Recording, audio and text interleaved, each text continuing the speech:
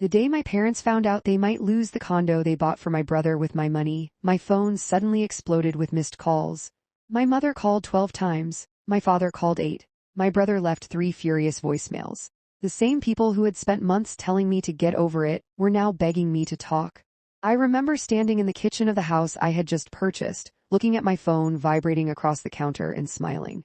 Because after years of sacrificing for everyone else, I had finally chosen myself. And they absolutely hated it. My name is Emily. I'm 29 years old, and until recently I was the daughter everyone expected to give up everything for family. Especially for my older brother, Jason. Growing up, Jason was the center of the universe. If he got into trouble, my parents rescued him. If he made a bad decision, they found someone else to blame. If he needed money, somehow money magically appeared. Meanwhile, I was expected to be responsible, independent, understanding, the good daughter. At first, I didn't question it. I thought every family worked that way. But as we got older, the difference became impossible to ignore. When Jason failed classes in college, my parents paid for him to repeat semesters. When I needed help with tuition, they told me I should learn financial responsibility. When Jason crashed his car, they bought him another one. When my car broke down, they suggested public transportation. Every time I was told the same thing. You're stronger than your brother. You're more responsible. You can handle it. It sounds like a compliment until you realize it means nobody ever helps you. So I stopped expecting help. I worked hard. I built my own life. And most importantly, I started saving. My dream wasn't complicated. I wanted to own a home, nothing fancy, just a place that belonged to me. For nearly 10 years, I saved every extra dollar I could. I skipped vacations, worked overtime, ignored expensive trends. While friends were buying luxury cars and taking beach trips, I was putting money into savings. Little by little, the number grew, 10,000, 20,000, 50,000. Eventually, I reached $120,000. I was incredibly proud of it. It represented years of discipline and sacrifice. I thought I was finally close to achieving my dream. Then my parents got involved. About a year before everything fell apart, my father called me. He explained that they were refinancing their home and needed temporary help with some financial paperwork. He asked if I could transfer my savings into an account connected to them for a short period. According to him, it would make the refinancing process easier. The money would remain mine. Nothing would change. As soon as the paperwork was complete, the funds would be returned. I hesitated. It was a huge amount of money, but these were my parents. People are supposed to trust their parents, so against my better judgment, I agreed. I transferred all $120,000. The moment I sent it, I felt nervous. I ignored the feeling. That turned out to be a mistake. Months passed. Then one Saturday, my parents invited me over for dinner. Jason and his wife Melissa were there too. Everyone seemed unusually cheerful. My mother couldn't stop smiling. My father looked proud of something. Jason looked smug. I should have paid attention. Halfway through dinner, my father stood up and announced that there was exciting family news. Jason and Melissa had purchased a condo. Everyone clapped. I congratulated them. Then my father added something strange. We were able to help make it happen. My stomach tightened immediately. Something felt wrong. I asked what he meant. The room suddenly became very quiet. Nobody answered right away.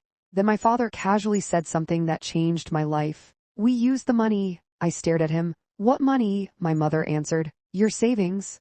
For a second, I genuinely thought she was joking. Then I realized nobody was laughing. I felt like all the air had been sucked out of the room. You used my house fund? Jason immediately jumped in. It wasn't like we wasted it. I couldn't believe what I was hearing. That money represented almost a decade of my life. Every sacrifice, every overtime shift, every dream, and they had spent it without even asking me. I looked directly at my parents. Why didn't you ask? My father sighed dramatically, as if I was somehow being unreasonable. Then he said the sentence I'll never forget. Family sacrifices for family. I sat there in complete disbelief. They didn't see anything wrong with what they had done. They genuinely believed they were entitled to my future. That was the moment something inside me broke. I stood up and left.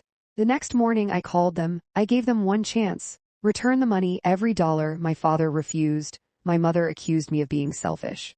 Jason told me I was overreacting, so I did something none of them expected. I called a lawyer.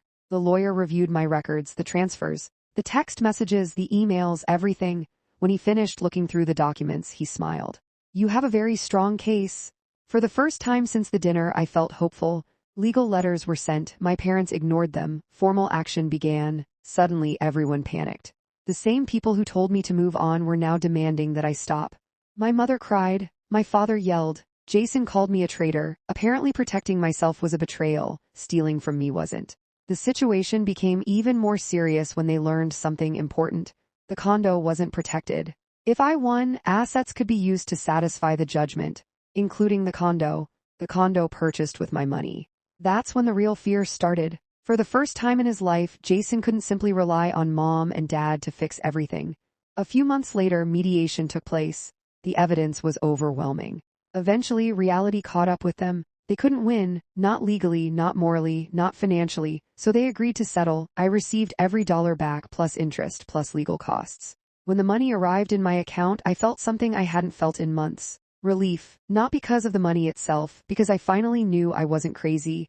What they had done was wrong, and they had been forced to admit it.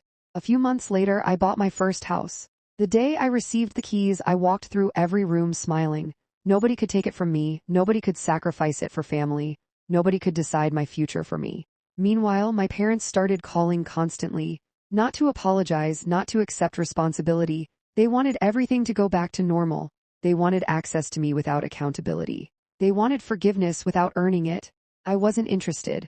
Because the most painful part wasn't losing $120,000. It was realizing that my parents never saw my hard work as mine. They saw it as a resource they could take whenever Jason needed saving. But the most satisfying part? Watching them discover that the daughter they spent decades teaching to sacrifice everything had finally learned how to say no. And judging by how often they still call, that's a lesson they're struggling to accept.